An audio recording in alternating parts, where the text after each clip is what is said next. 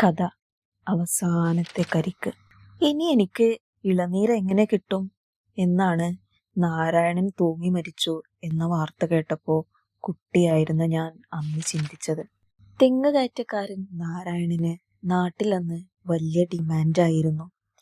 ഇരുണ്ട് മെലിഞ്ഞ് നീണ്ട മേനിയിലെ അരയിൽ മൂർച്ചേറിയ വാളും തലയിൽ ഒരു കള്ളിമുണ്ട് കൊണ്ട് ഒരു കെട്ടും കെട്ടി കുപ്പായമിടാത്ത മേനിയും കാണിച്ച് നാരായണേട്ടൻ വീട്ടിലേക്ക് വരുമ്പോൾ തന്നെ ഞങ്ങൾ കുട്ടികൾക്ക് വലിയ സന്തോഷമായിരുന്നു. ഒറ്റ നില വാർപ്പിൽ പടുത്തുയർത്തിയ വീടിന് ഇരുവശങ്ങളിലും അന്ന് 3-4 തെങ്ങുകൾ ഉണ്ടായിരുന്നു. വീട്ടാവശ്യങ്ങൾക്ക് ആ തെങ്ങുകളിൽ നിന്ന് കിട്ടുന്ന തേങ്ങകൾ തന്നെ ധാരാളമായിരുന്നു.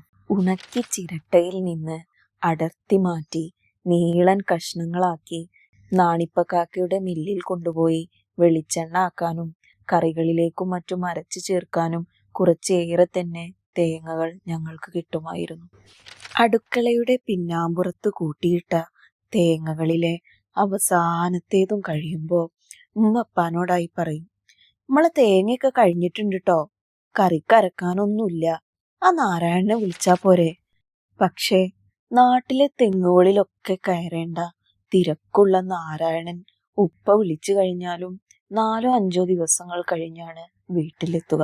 കയറിൽ ഇരുകാലുകളും വെച്ച് വിയർത്ത മേനിയുമായി നാരായണേട്ടൻ തെങ്ങിൽ കയറുമ്പോൾ തന്നെ ഞങ്ങൾക്കുള്ള കരിക്കും വേണട്ടോ എന്ന് ഞങ്ങൾ കുട്ടികൾ ആളോട് പതുക്കെ പറയും. തെങ്ങിന്റെ ഉച്ചിയിലെ വെയിലേറ്റ് ഇരുണ്ട മുഖം അല്പം ഗൗരവത്തോടെയെങ്കിലും ചെറുതായി ചിരിച്ച് മൂപ്പർ തലയാട്ടുമെങ്കിലും ഓരോ തേങ്ങ വീഴുമ്പോഴും വീടിനു മുൻവശത്തെ പടികളിലിരുന്ന് കരിക്കിനായി ഞങ്ങൾ കാത്തിരിക്കാറുണ്ടായിരുന്നു. 4ാമത്തെ തെങ്ങിലെ കയറ്റവും മതിയാക്കി അയാൾ ഇറങ്ങുമ്പോൾ ഞങ്ങളോടായി കരിക്കിട്ടിട്ടുണ്ട് എന്ന് പറഞ്ഞ് കൂട്ടത്തിലെ നല്ല ഇളം കരിക്ക് നോക്കി അരയിൽ മുറുക്കെ കെട്ടിയ കത്തിയെടുത്ത് വെട്ടിപ്പകുതിയാക്കി അകക്കാമ്പെടുക്കാനും ഇളനീർ വെള്ളം കുടിക്കാനുമായി സ്പൂണും പാത്രത്തട്ടിൽ നിന്നെടുത്ത സ്റ്റീൽ ഗ്ലാസും എടുത്ത് കാത്തു നിൽക്കുന്ന ഞങ്ങൾക്ക് നൽകി കൂലിയും വാങ്ങിച്ചു പോകുന്ന നാരായണൻ എന്ന ആ തെങ്ങു കയറ്റക്കാരനെ കുലച്ചു നിന്ന തെങ്ങുകളിലൂടെ ഇന്നും ഓർമ്മിക്കാറുണ്ട്. നാരായണന്റെ മരണശേഷം ഒരിക്കൽ തെങ്ങ് കയറാൻ മറ്റൊരാളെ ഉപ്പ കൊണ്ടുവന്നെങ്കിലും കരിക്കിട്ട് തരാൻ പിന്നെ ഞങ്ങൾ പറയാറുണ്ടായിരുന്നില്ല. Thank you for watching the story with us by മുഹഷിറ.